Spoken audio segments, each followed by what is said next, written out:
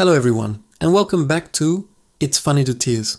Today, I've got a story for you that is a masterclass in how a simple misunderstanding, a tiny misreading of an email, can spiral into a glorious, cringe-worthy catastrophe. We've all been there, right? You skim an email, you think you've got the gist, and you fire off a reply. What could possibly go wrong?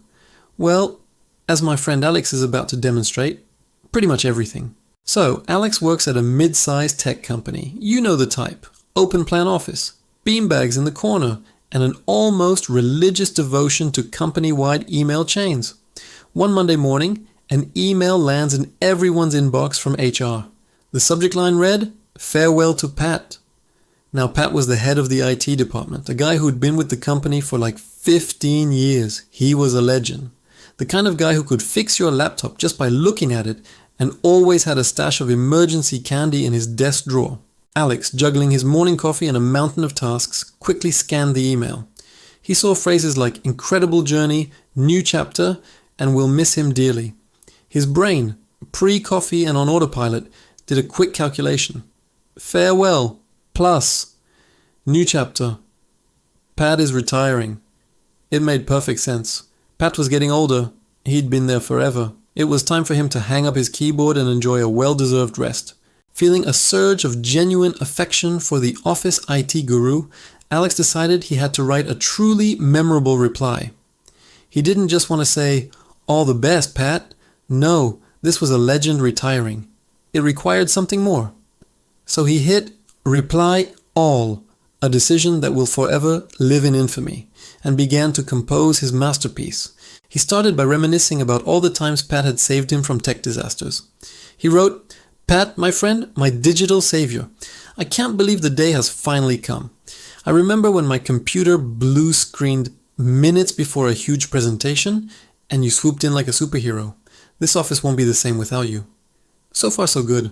Heartfelt, a little dramatic, but nice. But then, Alex decided to get creative. He thought about retirement. What do retired people do? They relax, they travel, they enjoy their golden years. So he continued, "I hope you enjoy every moment of your well-deserved rest. May your days be filled with sunny beaches, terrible golf swings, and telling the grandkids exaggerated stories about the great server crash of '09. You've earned the right to do absolutely nothing but relax. Put your feet up, you've earned it, old-timer." He even threw in a winky face emoji for good measure. He read it back, feeling proud. It was the perfect blend of sweet, funny, and sentimental. He hit send, took a satisfied sip of his coffee, and got back to work, completely oblivious to the digital bomb he had just detonated.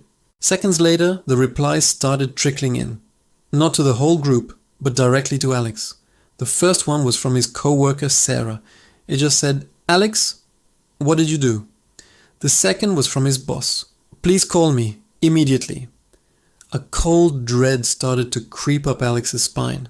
What was happening? He opened the original email from HR again, but this time he didn't skim it.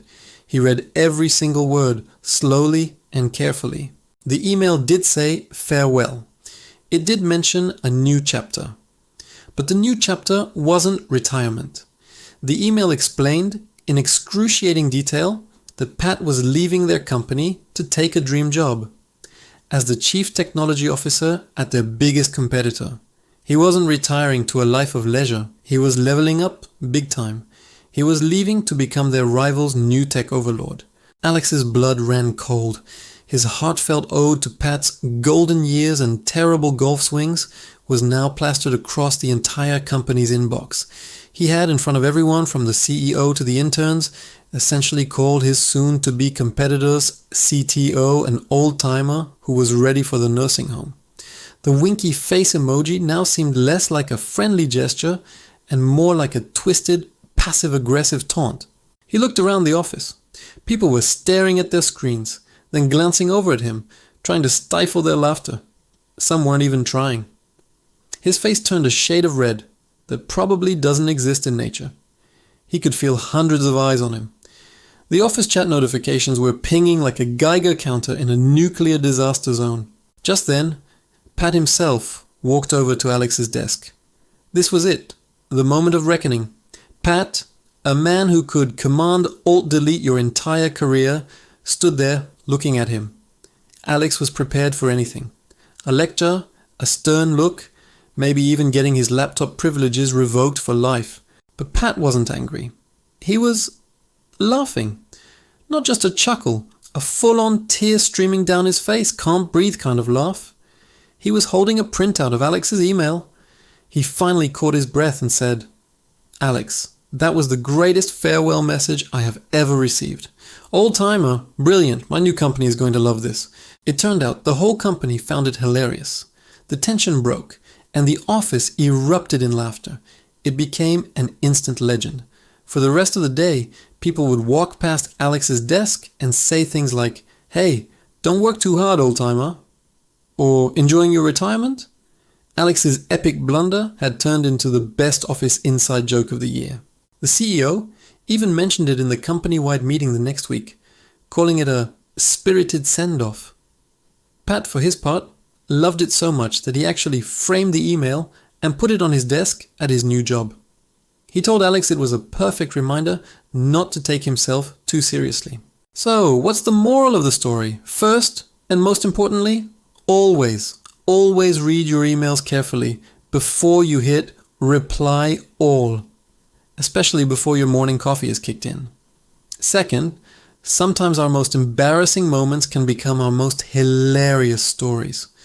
Alex's misread email could have been a career-ending disaster, but thanks to a good-humored IT legend and an office that knew how to laugh at itself, it became an unforgettable tale of accidental comedy. He went from being Alex from marketing to Alex, the guy who accidentally retired the CTO. And honestly, that's a much better title. Have you ever had a similar email or text mishap? A moment where you hit send and immediately wished you could unsend it? Drop your stories in the comments below. I would absolutely love to read them. Let's share in the cringeworthy glory together.